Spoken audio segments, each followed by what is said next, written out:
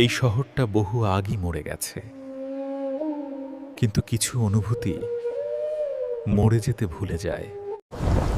কে বেঁচে আছে? সে জম্বি, কিন্তু তার চোখে হনো মানুষ হয়ে থাকার কষ্ট বেঁচে আছে। এই মৃত শহরে সে ছিল জীবনের শেষ আলো। ভালোবাসা কখনো কাছে আসে না, শুধু দূর থেকেই সবটা ভেঙে দেয়। আমরা এখনো এখানে আছি, নীরবতার মাঝে একসাথে। সে দানব হয়ে গেল শুধু তাকে বাঁচানোর জন্য।